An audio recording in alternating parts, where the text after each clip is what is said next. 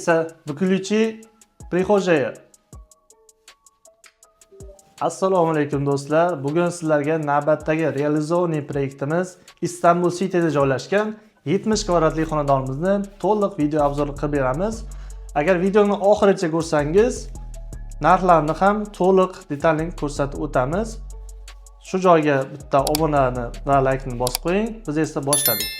Hop, bizda kirganimizda mana shunaqa mягкий mebeldan o'tiradigan va oyoq kiyim kiyib ketadigan zona qilib berganmiz. Undan tashqari yonida mana shunaqa polkalar bilan oyoq kiyim uchun polkalar qilib berganmiz.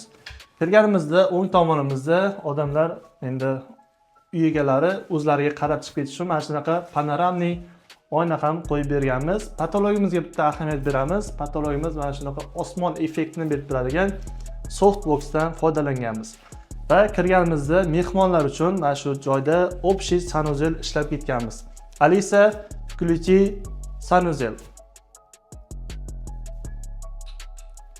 Hop, bizda kirganimizda mana shunaqa noodatiy ko'rinishda premium segmentga tegishli sanuzel qilib berganmiz.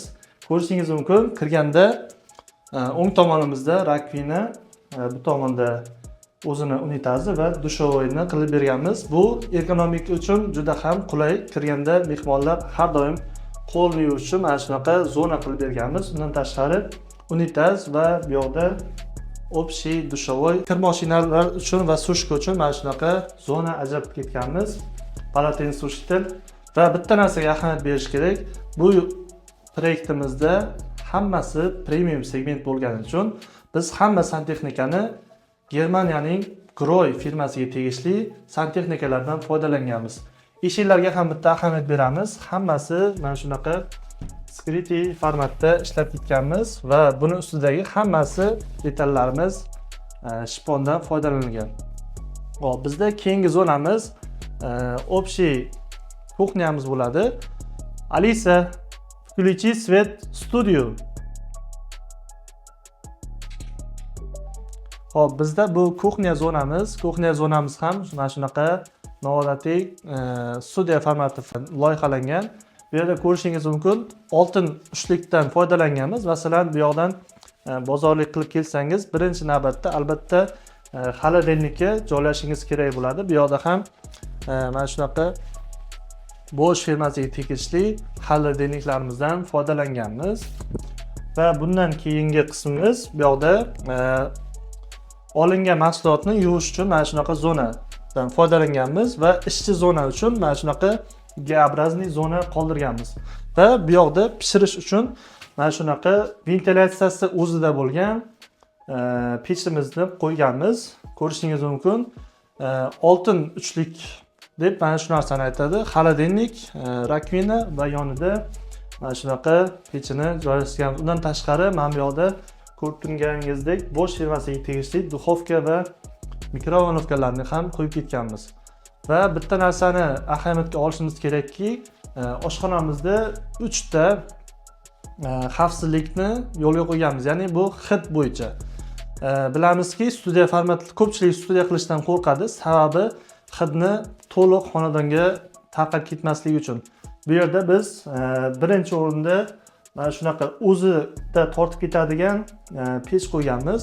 Undan tashqari tepa qismiga ham va oldi tomoniga ham biz ventilyatsiya uchun mana shunaqa reshotkalarni qo'yib ketganmiz. Va bu hidlanishni 80-90% ga zalga hech qanaqa hidi tarqalib ketgani yo'q. Endi bizda mana shu joyga umumiy tualetniy stolik, ya'ni odamlar o'zini ko'rish yoki bezanish uchun mana shunaqa stolikdan joylashtirib ketganmiz. Rozetkalarimizga bitta ahamiyat beramiz. Premium umniy dom uchun moslangan rozetkalar hammasi. Bu yoqda knopочный bo'lgani uchun, masalan, bir marta bossangiz o'zida o'chadi, bir marta bossangiz o'zida yonadi. Bu qismimiz bizda studiya formatida loyihalangani uchun bu yoqda 4 kishilik oilaviy stol joylashtirganmiz va bu yoq qismimizda divanli zonani mana shu joyga joylab berganmiz. Va to'g'rida mana shunaqa panoramniy televizor joylashtirib berganmiz. Alisa TV. va shunaqa kinoshniy format uchun to'liq xonani o'chiradi. Undan tashqari pardalarni ham yopib qo'yadi. Bu har tomonlama qulay bo'lgan ergonomika deb o'ylaymiz. Va bu yoqda ko'rib turganingizdek mana shunaqa skrytli eshikdan foydalanganmiz. Ko'rib turganingizdek buni ichida yana bitta xonamiz bor. Ketdik, birgalikda ko'ramiz. Xo'p, navbatdagi xonamizga ham kirib keldik. Videoni shu joygacha ko'rib, podpiska va like bosmagan bo'lsangiz, bosib qo'yishingizni tavsiya qilamiz, chunki bundan ham qiziqarli restoran, fitness proyektlarimiz hali oldinda. Xo'p, bu xonamiz bizda shunaqa skromniy qilib, spalniy o'zini garderobi va sanuzelni ham qilib berganmiz. Ko'rishingiz mumkin, bu yoqda faqatgina naturalniy narsalardan foydalanganmiz. Ko'rishingiz mumkin, bu har bitta obshivkamiz o'ziga yarasha detal sifatida foydalangan va hammasi tabiiy, искусственный Italiyaning shponlaridan foydalangan va bu yoqda patologiyamizga ham bitta ahamiyat beramiz. Hech qanaqa qirra topolmaymiz, chunki bu yoqda hammasini shunaqa avvalni qilib minimalizm stilda shunaqa loyiha qilib berganmiz. Bu yoqda o'zini televizori va bu yoqda bo'yanish uchun o'zini stolliklarini ham qilib berganmiz. Va bundan keyingi xonamiz ayollarimiz yoqtiradigan mana shunaqa garderobni ham shu joyga chiroyli qilib joylashtirib berganmiz. Bu yoqda ko'rishingiz mumkin, ikki tomonga joylashtirganimiz sababi bir tomonda ayol kishi va bir tomonda erkak kishi uchun garderobni shkaf qilib berganmiz. Ko'rishingiz mumkin, bu yoqda avtomat tarzda ishlaydigan o'zini vishilka uchun mana shunaqa polkalari. Undan tashqari bu yoqda o'zini seyflari ham mavjud. Soat uchun kerak bo'ladigan bo'lsa, soat uchun ham mana shunaqa zonalarni qilib berganmiz. Ko'rishingiz mumkin, har bittasi detalni ishlab chiqilgan. Va pastki qismida shunaqa boksdan ham foydalanib ketganmiz. Hop, keyingi zonamizda bizda mana shunaqa har bir shimlar uchun va undan tashqari har xil dekorlar uchun, tilla buyumlar uchun mana shunaqa polkalar ham qilib berganmiz. Va tepa qismi ham o'ziga yarasha ishlatiladigan zonalari mavjud. Va bu qismimizda ham bu yog'i ruchnoy sifatida vishilka uchun mana shunaqa zonalardan foydalanganmiz.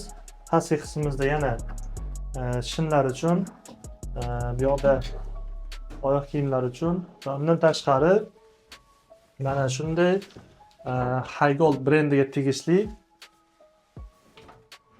ikki tomonga ham oyoq terisi bo'ladigan qilib polkalarni joylashtirib berganmiz. Bularning hammasi bitta narsani hisobga olish kerak, ergonomikani hisobga olgandagina qilish imkoniyati bor. Va mana shu oynamiz orqasida nima bor deb o'ylaysiz? Oynamiz orqasida mana shunaqa noodatiy bo'lgan sanuzelimiz joylashgan. Sanuzelimizga kirib kelishimizda bu yoqda ham ergonomik jihatdan to'g'ri ishlaydigan, o'ng tomonimizda mana shunaqa o'zining rakvinasi, yonida bu yoqda unitaz joylashgan. Unitaz orqasida mana shunaqa shkarni bo'lgan vannamiz joylashgan va vanna yoki dushni xohlash bu tabiiy hol. Shuning uchun yoniga bitta dushoy kabina ham qo'shib berganmiz.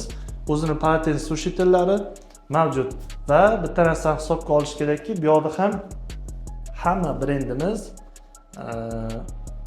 nemetskiy bo'lgan Groy firmasiga tegishli. Endi umumiy byudjetga keladigan bo'lsak, maishiy texnikalarimizning o'ziga Bosch brendiga tegishli konditsioner, oshxonamizdagi har bitta texnikalarni biz umumiy $22,000 ga olganmiz. Undan tashqari mebel summalarini ham aytib o'tamiz. Umumiy xonadonimizga 70 kvadratli xonadonimizga summada premium segment bo'lganligi uchun har bitta mahsulotimiz eksportniy va nemetskiy bo'lganligi uchun summasi $110,000 ga aylangan. Agar video yoqqan bo'lsa va bundan ham qiziqarli videolarimizni ko'rishni xohlasangiz, podpisatsiya tugmasi va like ni bosib qo'yishni unutmang. Bu bizning kontent qilishimiz uchun motivatsiya bo'ladi. videoni oxirigacha bo'lgan bo'lsangiz, keyingi videoda ko'rishguncha xayr.